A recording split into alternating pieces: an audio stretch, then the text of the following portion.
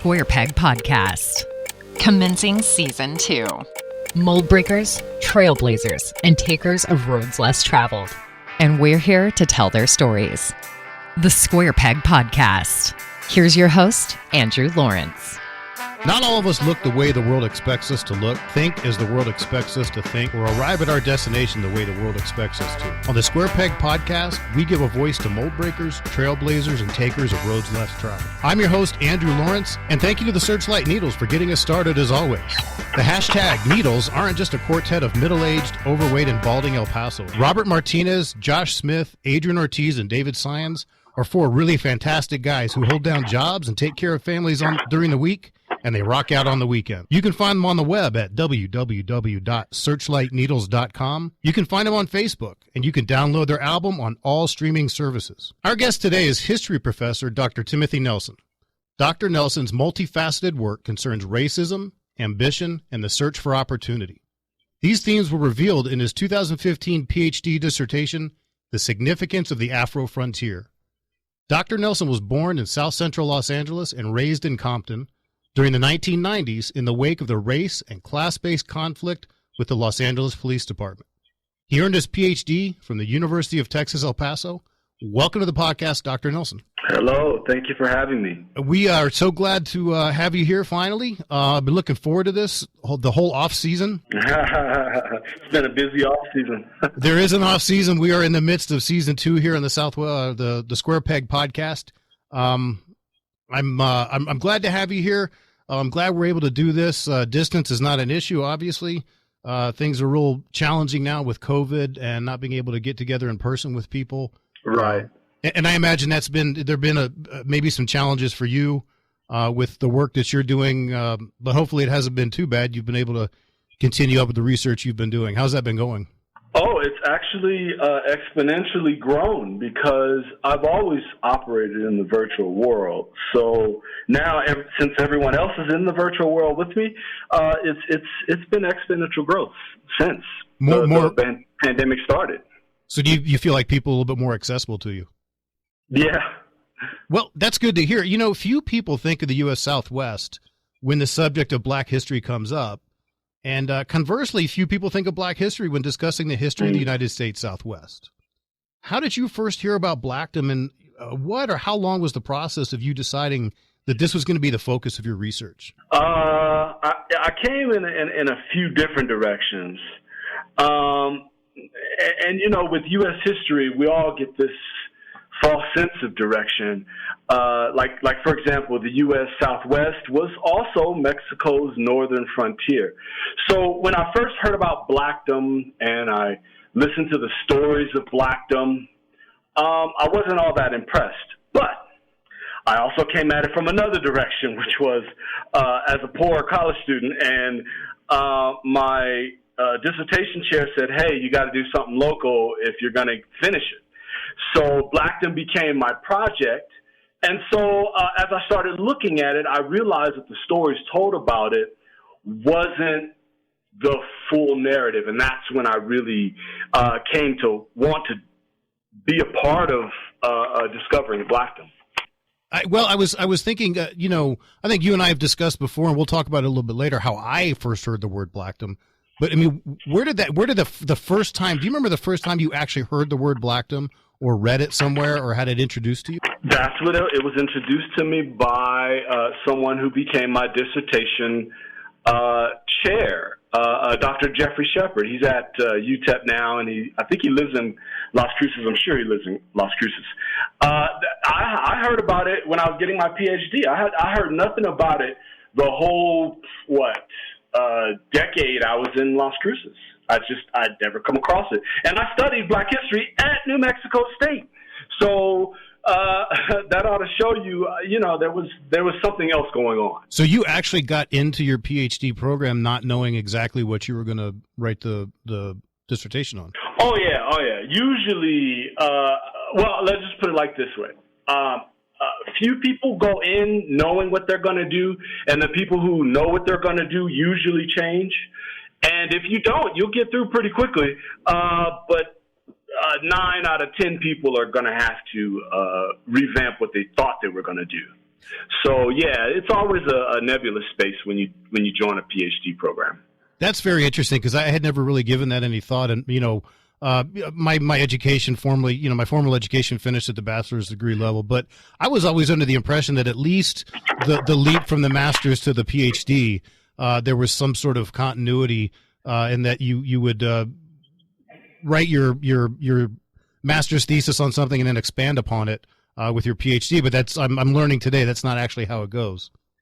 Well, you can, and there is a program where if you have a bachelor's degree, I think at UTEP you can, with some really good references, get into the PhD program and get your master's degree on your way to getting your PhD. And yes, then what you're talking about is implicit in the process. So that's why it kind of speeds you through. However, I didn't join that way. I joined the PhD program with already a master's degree, which means, when you transfer, technically that's what it is. I was transferring in graduate school. Everything didn't apply. I had to do what the PhD program wanted me to do instead of the master's program at University of Northern Iowa wanted me to do. So that's what I mean by if you're able to get into a program that has both master's and PhD, you can get through pretty quickly. Well, as long or as much as there may have been a process to you finding Blackdom and deciding that was going to be the focus of your PhD dissertation, the exoduster lens versus the Afrofrontierist lens is something that's very central to your analysis of Blackdom in particular, to the history of how blacks in the West in general. You get right into that, and that becomes very apparent very early on in your dissertation. Take us through the process. Yeah. Take us through the process of how you came up with the term and how you came to see this history through that particular lens. Okay, so I was a little ambitious during my PhD program and my dissertation. So now the way that I kind of put it is not exoduster versus Afrofrontierist. I used to kind of have that because it was a thought process, but then as I've refined it, I've realized that Afrofrontierism is a postscript to exodusterism. And for the audience, exodusterism, think of it as people inspired by the biblical narrative of Exodus and Moses, children of Israel out of Egypt and into the promised land. And if you notice, the black president, 44, Obama, his book is called Promised Land. It comes from this identity that most African Americans have. So Afrofrontierism more so is a postscript to exodusterism. And the short version is of why I had to do that is because when I found Blackdom oil, I had a hard time understanding what it was, what its importance was. And so I had to come up with a whole new historical framework for all of us to understand, because that's the nature of dissertation work. You kind of have to have an original idea, and so that's how it came. That's how it came about. Wow.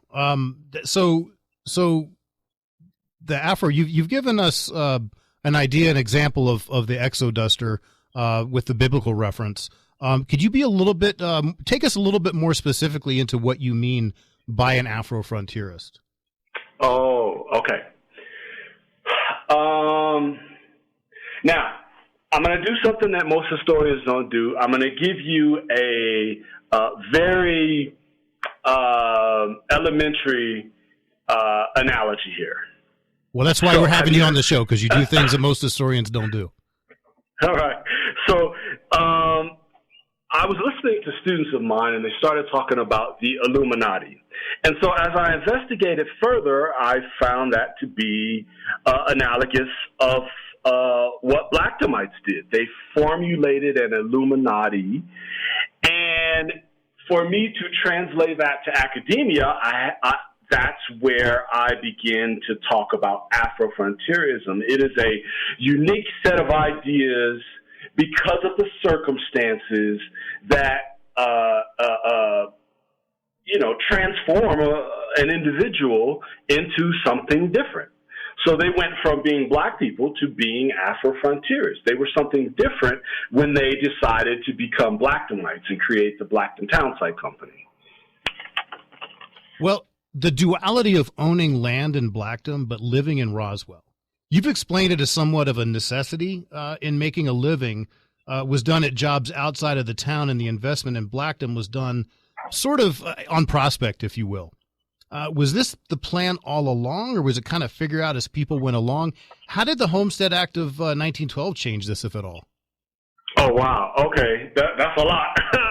let me try to shrink it down for a minute. Okay. So imagine a wall or veil. So behind the corporate veil of the Townsite Company I was just talking about, black people had more power. They were able to live out their own version of utopia. So when new laws came in, because they were in their own municipality and sovereign beings, they were able to take advantage of, when I'll give you an example. The Homestead Act of 1909 is what started Blackdom's revival, because it took the original allotments, which were like 160 acres, and doubled it to 320. So if you had 2 homesteads now, you had a whole square mile. So that that new law created new possibilities that black people could take advantage of because they were behind the corporate veil of their municipality. If they were just Roswellians, they wouldn't be able to. They would just be black people who were chained to the underclass of Roswell. And so they, the fact is, it's not like money started rolling in, and we'll get to that a little bit later with the oil and the oil prospecting and oil contracts. There are some people you've talked about specifically who had to run businesses. I guess the bills won't pay themselves, and when the land isn't producing harvests yet and oil hasn't been found yet, I guess you kind of have to have a job. But it seems to me like, if I read correctly, the Homestead Act of 1912 kind of changed this because it shortened the amount of time a person had to be on a certain specific plot of land before they could file for a homestead patent. Is that correct? Yeah, you're getting into the details of the laws, and what I'm saying is the very fact that black folks were able to take advantage of the law is the point. Okay. Do you see how that's significant, right? Because Roswell was a Confederate stronghold. Most of the black people were cooks and porters. Now you had cooks and porters becoming co-founders of their own municipality, of their own businesses, and being sovereign beings. You see how that's like it's a nuance, but it's a very important one. Right, and I think I maybe even got ahead of myself here. Just for my ears, and of course for our listeners, let's go back real quick and just let's talk about real quick about what the Blackdom 13 are and the Blackdom Townsite Company. Oh, how much time do we have? Real basic. Let's just the Blackdom 13. Like I mentioned earlier, the kids used to talk about Illuminati. So in this scenario, they would be the Illuminati. They were ministers, military men, and Freemasons. Now, they were all that, and they were stuck in Roswell as cooks, maids, and porters. Well, because they had the ambition and fortitude, and they communed in churches and Masonic lodges, they said, how can we get more how can we realize more of our ambition? Boom, let's create a town. How do you create a town? Well, they know that because a lot of these people were educated. They were ministers, military men, and Freemasons. So the Blackdom 13 were the ones who collectively created the image of what a Blackdomite was and prioritized what a Blackdomite wanted in the townsite. And now, here's a message from one of the sponsors who make this program possible. Lorenzo's Italian Restaurant has been a part of the Las Cruces community for over 25 years, supporting schools, shelters, and veterans. Even during COVID times, Lorenzo's is offering patio tent dining, delivery, curbside pickup, Chow Now online, and mobile app ordering. Now offering customers any signature or two-topping pizza for only $15. There's only one Lorenzo's in town, and it's at 1753 East University in Pan Am Plaza. You can call 575-521-3505. And ladies and gentlemen, just a little bit of ad-lib here. If you've never had Lorenzo's meatball, you've never had a Lorenzo's meatball. By the way, I know. Dip their bread in some of the oil with a little bit of salt, a little bit of Parmesan. You will not be disappointed, I guarantee you. Now, back to the discussion. Quite often you've mentioned in your dissertation the lack of what you call formal, or what I would call formal, Jim Crow laws in the New Mexico territory, while still racism still obviously existed as it did in much of the rest of the U.S. It wasn't until the third decade of the 20th century when Blackdom land was consolidated and, of course, the prospect of serious oil profits loomed, that things started to get really bad. We saw the formation of a local KKK charter. What other examples of ramped-up racism are you aware of that stemmed from the same type of prospect of black economic opportunity and prosperity? Okay. This is one of those complex stories that you're going to have to hold two ideas at once. Okay, so as the racial tension increased around the country and in Chavez County, understand that early Blackdomites, they were playing chess, right? And what I mean by that is they knew how to make the institutions work for them. I'll give you an example. Instead of saying, in the Plessy decision, separate but equal, they would see it as separate and equal.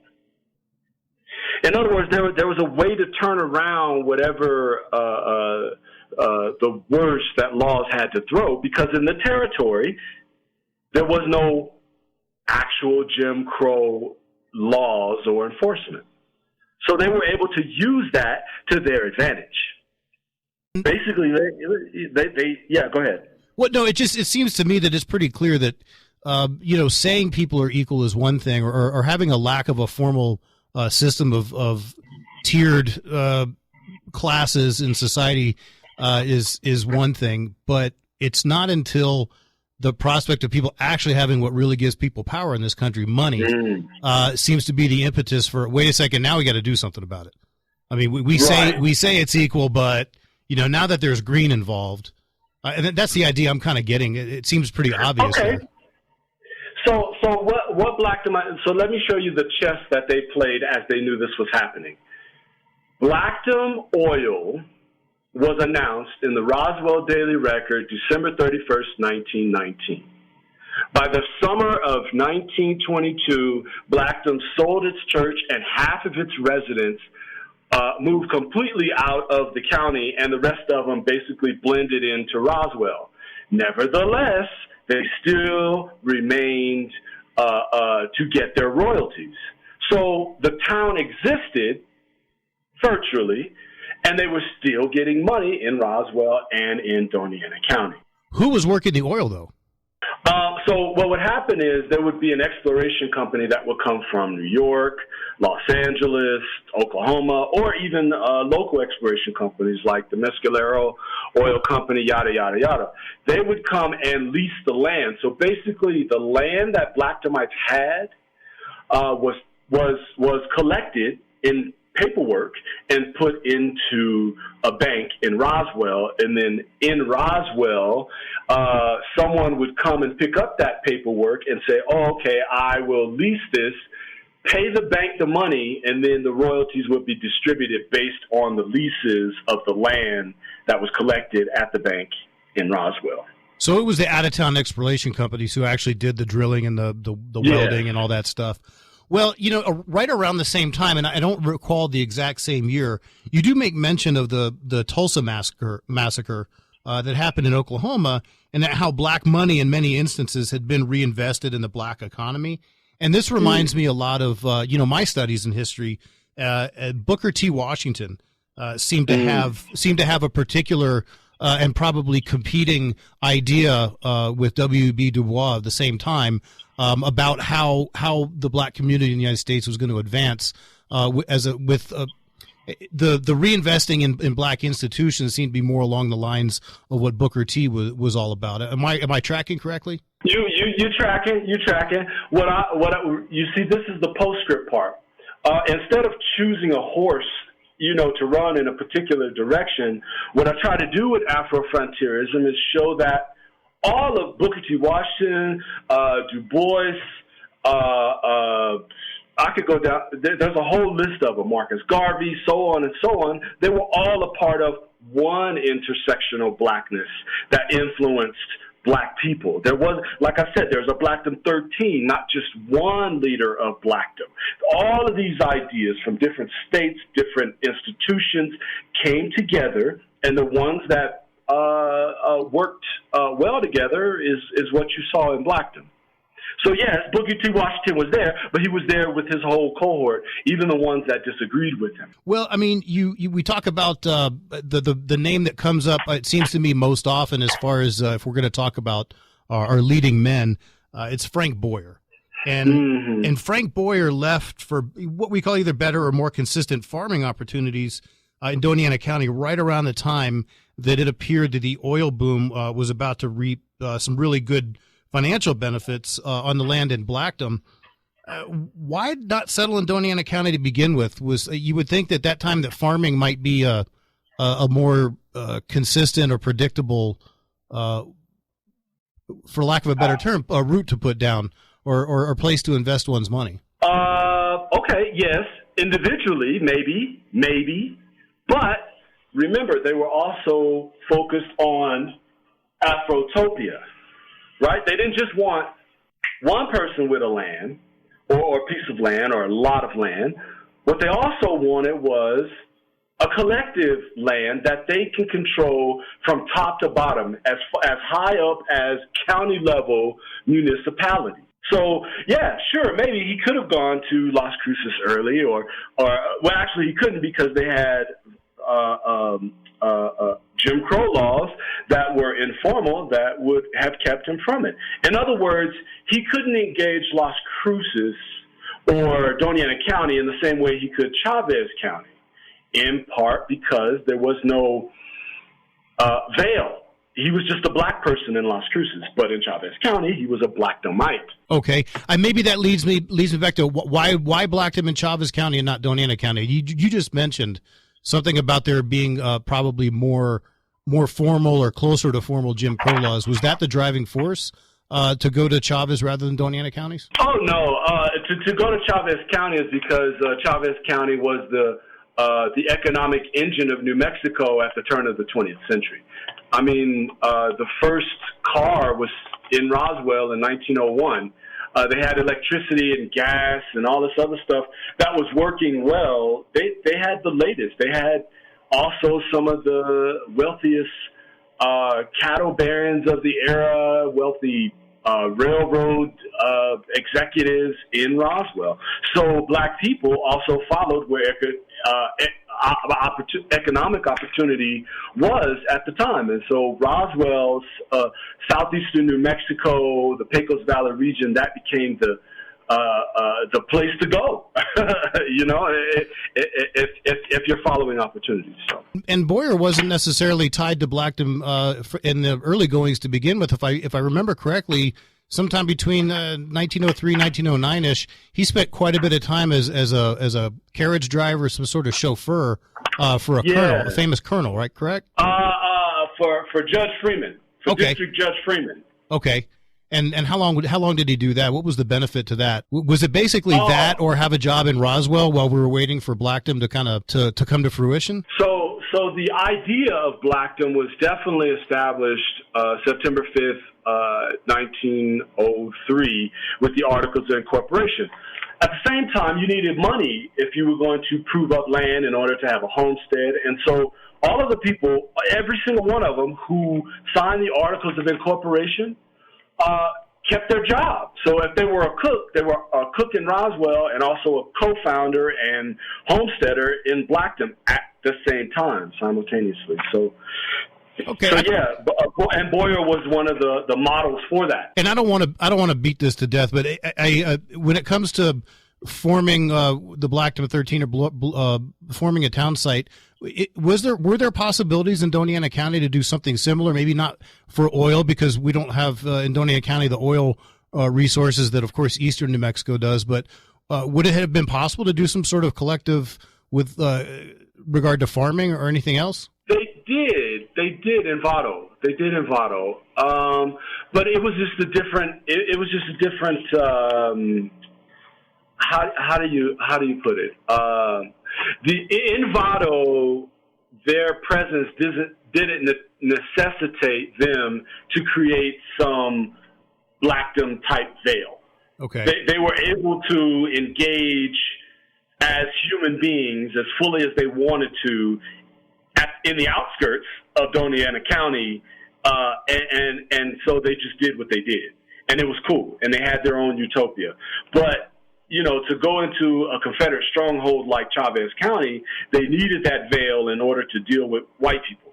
So it was more of a necessity. Yes, it's a necessity if you want to. Like behind that necessity is also a desire and ambition. So I just didn't want to leave that part out. Like, okay, it's not like the necessity because we're oppressed. It's necessity if I want to build wealth.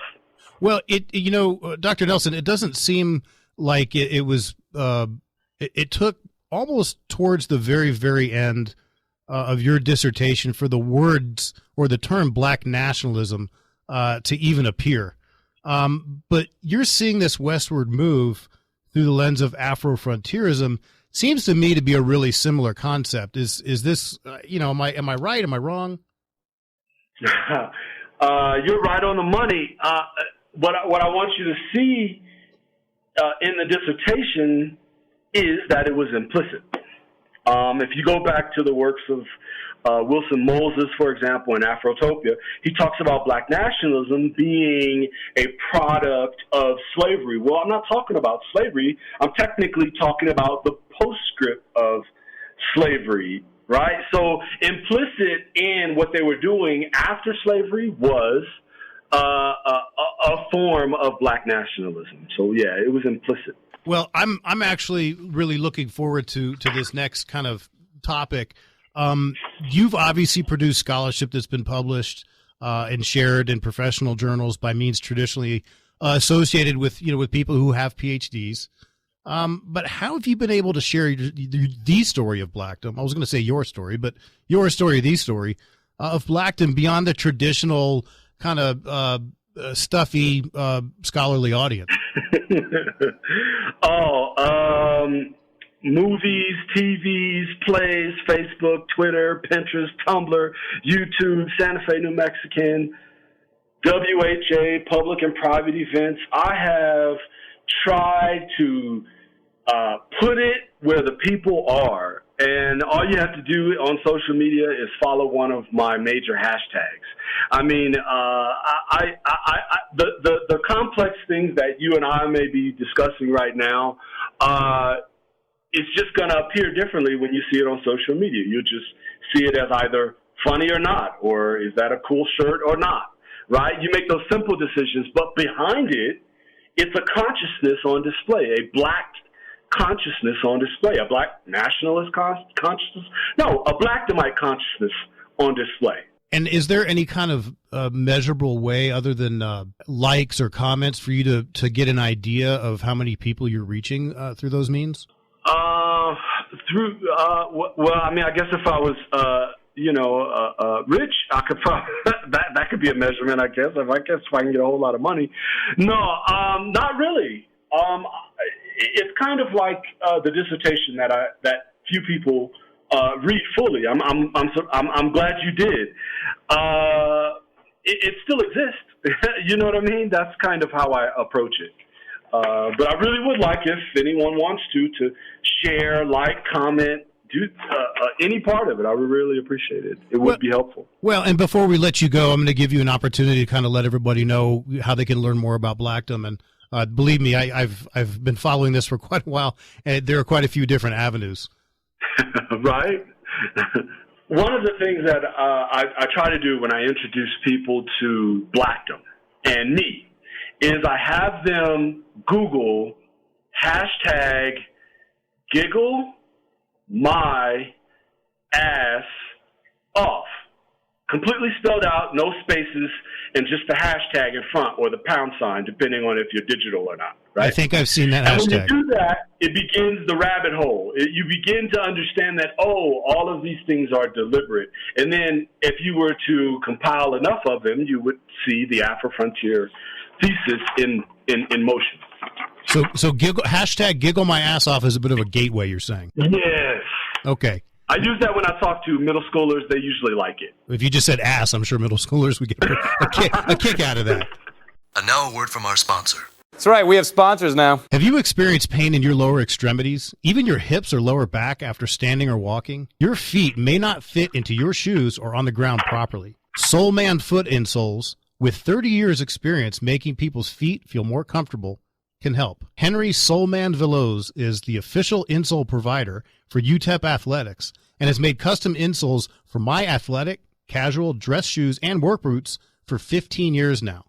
You can find him on Facebook at Soulman Custom Foot Insoles, or you can call him at 915-241-2153, and that is Henry, Soleman, Veloz at Soulman Custom Foot Insole. And now, Dr. Nelson, I'm going to read a little bit of a quote here. It says, although black migration included diverse communities of color who were spread across great distances, they were able to develop various ways to collaborate, plan, and execute complementary migration schemes designed to deliberately colonize frontier spaces on 4 continents. End quote. That's a bit of a sentence there.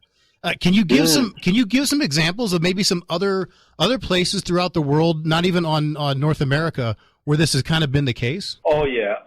So if you look at the growth of Black Freemasonry in the state of New Mexico or globally, you'll see exactly what I'm talking about. Black Prince Hall Freemasonry started in the late 1790s in the post-Revolutionary War era.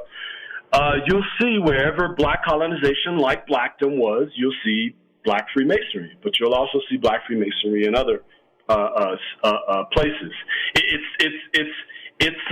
It usually blends in, and you kind of have to know what you're looking for sometimes. But that's one way to see their collaboration and planning and execution. So, do we see this maybe in West Africa, where with Liberia, and anything on the South American continent? Yeah. All over the South America. In fact, that was a part of. Okay, so in 1901, some things happened beforehand too. But basically, in 1901, you had the establishment of the 33-degree Masonry, which is the Shriners. I can give you the whole name, but Shriners is fine.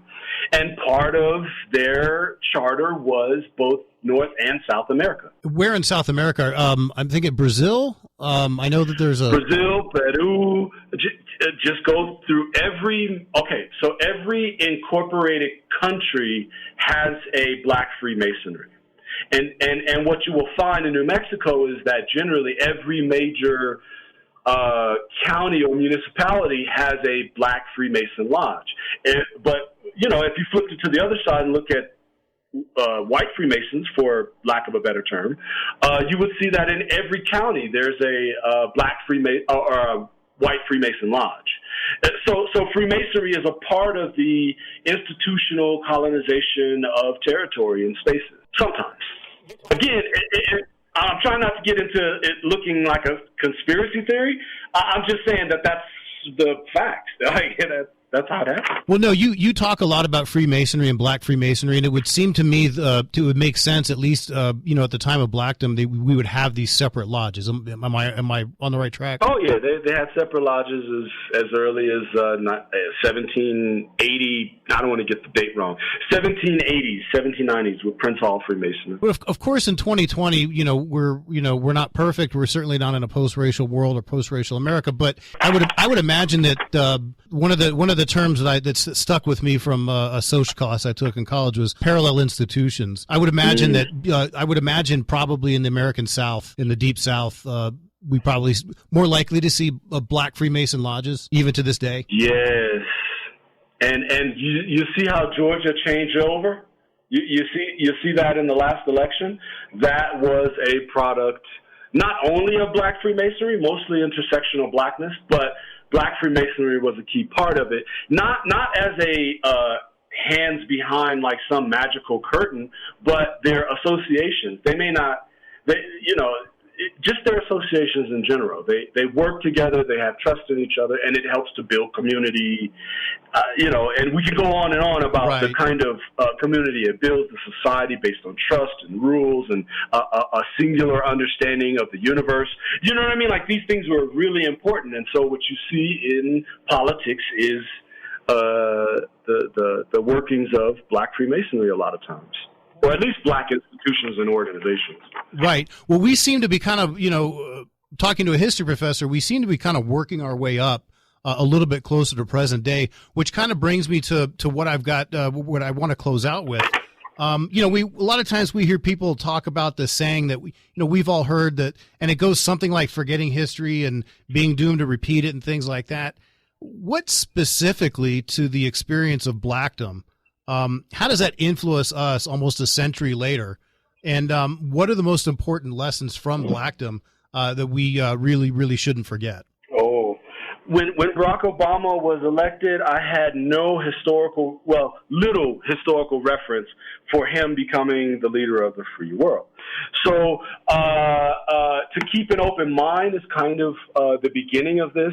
And that open mind has to stay open. And so for that reason, I say one of the things that we can learn is that we need to declare sovereignty or in some way find a place of truth and defend it and possibly create a veil of some kind, maybe corporate. So you may want to create a business based on your ideas. That's what Blackdomites did. Oh, okay, so maybe that's an idea. It's all about the refinement of ideas at that point. Well, we could probably spend all day, doing what ifs for different historical see what I'm saying? Yeah. Historical situations. One of the things that's kind of stuck with me is what the difference of the black experience in the Western United States would have been had there not been the stock market crash that affected the oil industry in eastern New Mexico and Blackdom specifically. Well, I do not like to play that part of history discussions on what could have. I will participate and say then you wouldn't have had. Yeah, I really don't know where to go with that one because you're saying if it didn't happen, and I spend so much time focusing on that it did that I haven't thought about. Okay, so what if there wasn't the 29 crash? You know what I mean? Because so many events are connected to that event. So right. Maybe it would have continued to exist, but possibly they would have taken their money and grew it in different ways. I think Boyer going to Las Cruces wasn't anomalous. It was his plan all along. Get enough money and find the good land out there near the Rio Grande River instead of trying to depend on the Pecos or the artesian wells. Yeah, right. That's a vision, right? So that means Blackdom becomes an ends to a mean. But that's as far as I will go with what if. Well, I have to say my question was inspired a little bit by the Netflix series. I believe it's called The Man in the High Castle. I don't know if you've heard of that. Have you heard of that? No, I've been too worried about the Bridgertons. Well, it's for those that don't know, it's came out a couple years ago, and it's a Netflix series about what would have happened had the Axis powers won World War II, and it's set in the United States. I don't know. That was the inspiration for that question for you.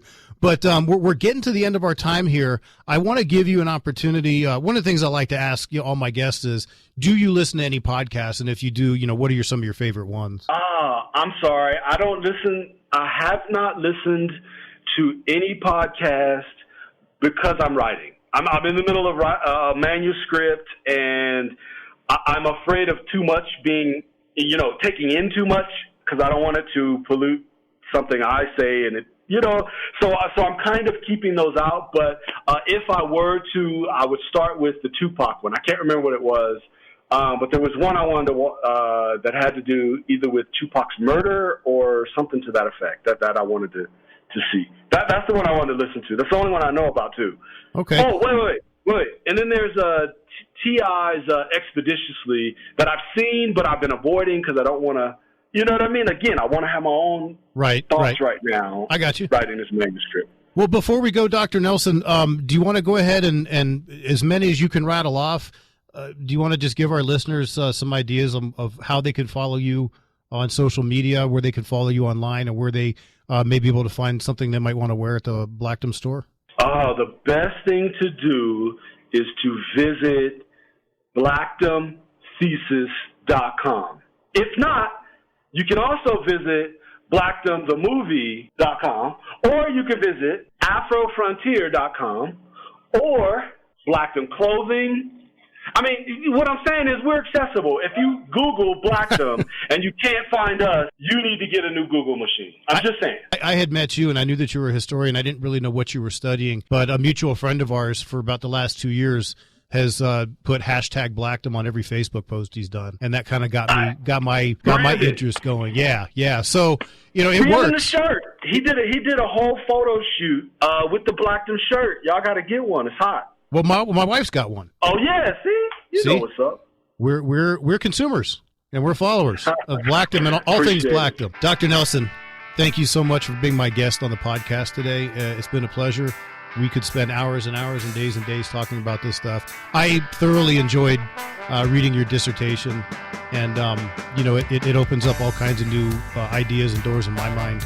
And who knows how much reading I'll get done, but I definitely got some ideas about things I'd like to follow up on. Ladies and gentlemen, with Dr. Timothy Nelson, history professor and knowledgeable man on all things Blackdom, New Mexico. We'll see you next time on the Square Peg Podcast. The Square Peg Podcast.